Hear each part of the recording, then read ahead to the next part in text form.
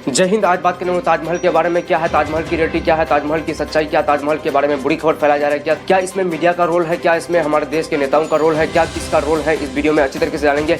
किस तरीके से इसके बारे में झूठी अफवाहें फैलाई जा रही है। बहुत सारे मीडिया वाले सच्ची बातें भी करते हैं। दोस्तों इन सभी टॉपिक पर बात करेंगे, इन सभी पहलुओं पर बात करेंगे।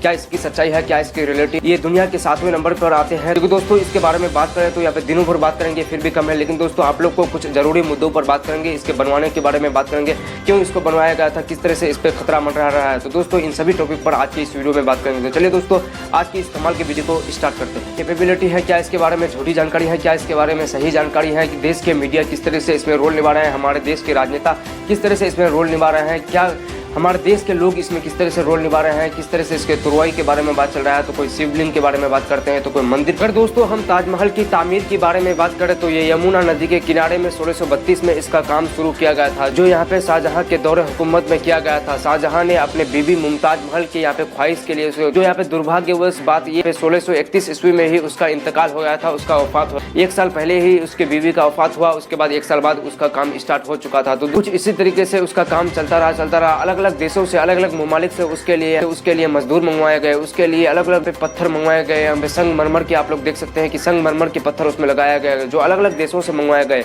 लोग यहाँ पे मिलजुल कर काम किया और यहाँ पे काफी ज्यादा यहाँ पे टाइम लगा। 22 साल लगभग यहाँ पे टाइम लग चुका है। लोग देख सकते हैं कि 22 साल में इस ताजमहल को बनवाया गया। यहाँ पे हजारों लोग काम किए, यहाँ पे 20,000 से अधिक मजदूर यहाँ पे बताया जा रहा है कि 20,000 लगभग कमो बेश यहाँ पे मजदूर काम किए, लगातार काम करते थे ये मजदूर। ये कोई ऐसे नहीं कि आज किए कल नहीं, कल किए परसों नहीं, ये हम लोग के काम की तरह थोड़े होता है। ये पूरे लगातार काम किए। यहाँ पे लगातार काम करने के बाद 1643 ईस्वी को उसको अच्छी तरीके से बना के तैयार कर दिया गया। लेकिन दोस्तों इसमें बहुत सारे जरूरी काम जो है अभी भी बाकी था, उसे इस 10 साल के बीच पूरा करना था। तो आप लोगों की जानकारी के लिए बता दूं कि ताजमहल को बनाने के 10 साल अलग से टाइम दिया गया था, क्योंकि दोस्तों ताजमहल में अलग तरीके की नक्काशी करना था। ऐसे नहीं दुनिया के 7वें अजूबे में गिनती में आते हैं, ऐसे नहीं वो आते हैं, दुनिया के 7वें वर्ल्ड के 7वें नंबर पर आते हैं दोस्तों। तो दोस्तों कुछ इस तरीके से उसमें नक्काशी किया गया, कुछ इस तरीके से उसमें पत्थर में तराशा गया, अलग अलग तरीके से उसमें कुछ इस तरीके से 1653 ईस्वी तक उसे बनाकर तैयार कर दिया गया था। जो भव्य इमारत है, जो ऐतिहासिक काल का इमारत है, तो इसमें काफी सारे मुद्दे उठाए जा रहे हैं, काफी सारे यहाँ पे मुद्दे उठाए जा रहे हैं। तो दोस्तों आप लोगों ने देखा कि किस तरीके से वहाँ पे मेहनत मुशक्कत, किस तरीके से उस ताजमहल को बनवाया गया, किस तरीके से काफी टाइम लगा, किस तरीके से काफी मजदूर लगा, किस तरीके से काफी यहाँ पे पैसा खर्च हुए होंगे। अगर हम ताजमहल में खर्च हुए पैसे के बारे में बात करें तो दोस्तों ये लगभग 320 मिलियन उस वक्त का था, जो अभी का यहाँ जो यहाँ पे 54 अरब बनता है। तो दोस्तों यहाँ पे देख सकते हैं काफी ज्यादा कॉस्ट में इसको बनाया गया था, काफी ज्यादा इसमें पैसे इन्वेस्ट किए थे, काफी ज्यादा यहाँ पे लागत किए गए थे दोस्तों, ये ऐसे नहीं बनाए गए थे। तो आप लोगों ने कुछ इस तरीके देखा क्या ताजमहल का इतिहास है, कितने पैसे इसमें लगा है, कितने मजदूर लगा है, कितने साल में ये बनकर तैयार हो गया। तो दोस्तों ये सब आपको जानकारी मिला। लेकिन दोस्तों अब बात करते हैं कि ताजमहल पर आप खतरा क्यों मंडरा रहा है, ताजमहल पर यहाँ पे राजनीति हो रहा है। हर रोज यहाँ पे देख सकते हैं कि ताजमहल पर किस तरह से राजनीति छिड़ी हुई है। ताजमहल पर राजनीति के बारे में बात करें तो दोस्तों देख सकते हैं हाल फिलहाल में आप लोग को दिखाई दे रहा होगा, यहाँ पे 2015 में, 2014 में, 2017 में कुछ इस तरीके से आप लोग को दिखाई दे रहा होगा। आप लोग को यहाँ पे पॉलिटिकल पार्टी की जो से डिमोनेटाइजेशन दिखाई दे रहा होगा, किस तरीके से इस इमारत को, किस तरीके से दुनिया के 7वें अजूबे चीज को किस तरह से इसके साथ खिलवाड़ किया जा रहा है, किस तरह इनके बारे में यहाँ पे गलत अफवाह फैलाया जा रहा है, गलत यहाँ पे जानकारी दिया जा रहा है जनता को। तो दोस्तों इसके बारे में बात करते हैं, इसके बारे में भी रियलिटी आप लोग को बताते हैं। क्या इसकी रियलिटी है, क्या खड़ा किया जा रहा है, क्या इसमें क्या कारण है, आखिर क्या इसमें बात है। इसके बारे में बात करें तो ताजमहल के 22 कमरे या 20 कमरे को यहाँ पे 1900 ईस्वी में ही इसको बंद कर दिया गया था। तो दोस्तों इसे क्यों बंद किया गया था, इसके स्ट्रक्चर पर काफी खतरा मंडरा रहा था, इसके स्ट्रक्चर में मतलब दरार आ गया था।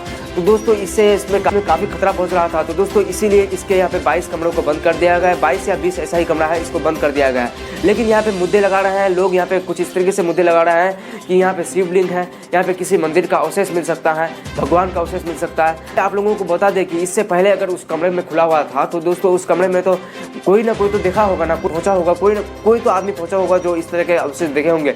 लेकिन दोस्तों अभी यहाँ पे मुद्दा बनाया जा रहा है उसके स्ट्रक्चर को खोलने के लिए। अगर उसके स्ट्रक्चर को इस तरीके से मतलब खोला जाएगा तो हो सकता है कि उसमें कोई डैमेज आए, कोई उसमें खतरा बन रहा है, क्योंकि उसमें जो गुंबद है उसके चार तरफ जो मीनार है उसमें यहाँ पे काफी दरार आ चुके हैं। तो दोस्तों इससे काफी यहाँ पे खतरा मंडरा सकते हैं। तो दोस्तों आप लोगों की जानकारी के लिए बता दूं कि इसी वजह से शायद हो सकता है कि इन 22 कमरों को यहाँ पे बंद करके रखा हुआ है। लेकिन यहाँ पे राजनीति देख सकते हैं आप लोग, मतलब दिन प्रतिदिन बढ़ती जा रहा है। तो दोस्तों इस तरह का राजनीति इस तरह भव्य इमारत पर नहीं होना चाहिए, जहाँ राजनीति होना चाहिए वहाँ होना चाहिए। देख सकते हैं यहाँ पे श्रीलंका में किस तरीके का हालत यहाँ पे फैला हुआ है, किस तरीके से हिंदू मुस्लिम करके यहाँ पे देख सकते हैं। वहाँ की अर्थव्यवस्था चौपट हो चुकी है, वहाँ की सरकार मतलब किसी काम का सरकार है ही नहीं है, वहाँ पे मतलब बर्बाद हो गया है सरकार।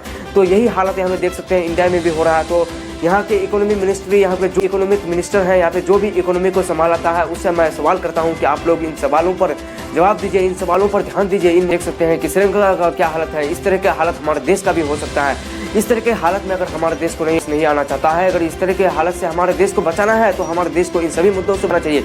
देख सकते हैं यहाँ पे ज्ञान वाईपी मस्जिद में पिछले कई दिनों में यहाँ पे राजनीति स्टार्ट हो चुका है। मंदिर टूटता है तो कभी मस्जिद टूटता है। हमारे देश के सुप्रीम कोर्ट से अनुरोध करता हूँ कि आप इस मुद्दे पर ध्यान दीजिए, इस तरह के मुद्दे पर यहाँ पे बिल्कुल यहाँ पे ध्यान दीजिए, इस मुद्दे पर ध्यान दीजिए, वरना हमारे देश को भी यहाँ पे खतरा हो सकता है। देख सकते हैं श्रीलंका दिवालिया हो चुका है पूरी तरीके से, उसके डेप्थ डीजीपी देख सकते हैं आप लोग 110% के करीब पहुंच चुका है। हमारे देश का भी यहाँ पे डीजीपी बहुत ही खराब यहाँ पे मंदा चल रहा है। अगर दोस्तों हमारा देश भी इसी तरह के मुद्दे में उलझा रहेगा, हमारा देश भी इसी तरीके के यहाँ पे कारणों में उलझा रहेगा, तो हमारा देश का भी यही हाल हो सकता है। लेकिन अल्लाह न करे कोई ऐसा मुसीबत आया हमारे देश में। लेकिन दोस्तों यहाँ पे देख सकते हैं कि काफी हालत खराब हो चुका है हमारे देश में, वो भी प्राइवेटाइजेशन की तरफ ले जाया जा रहा है, प्राइवेट कंपनी को दिया जा रहा है। किस तरीके से हमें देख सकते हैं कि सभी चीज महंगाई यहाँ पे कितना बढ़ रहा है, पेट्रोल के दाम में कितना इजाफा हो रहा है। यहाँ पे देख सकते हैं आजादी के 70 साल बाद का यहाँ पे रिकॉर्ड तोड़ चुका है। तो लोग इन सब मुद्दों पर ध्यान दीजिए, इन सब मुद्दों को यहाँ पे उजागर कीजिए। देख सकते हैं किस तरह का राजनीति किया जा रहा है हमारे देश में, मंदिर मस्जिद, कभी मंदिर को तोड़ा जा रहा है तो कभी मस्जिद को, तो कभी इस पर हमला तो कभी उस पर हमला। तो उम्मीद करता हूँ कि भारत सरकार इस मुद्दे पर ध्यान देंगे, इस मुद्दे पर यहाँ पे संभाल करेंगे। देख सकते हैं श्रीलंका जैसा हालत ना हो जाए हमारे देश का। कमाल की इन्फॉर्मेटिव वीडियो आप लोगों के लिए लाते रहता हूँ, किस तरीके से आप लोगों को जानकारी मिले, किस तरीके से आप लोग देश के हालात से रूबरू हो, किस तरीके से आप लोग समझ सके कि क्या सही है क्या गलत है, किस तरीके से सरकार का मुद्दा है, किस तरीके से किसका मुद्दा है। तो दोस्तों फिर मिलते हैं इस तरह के जानकारी के साथ। जय हिंद।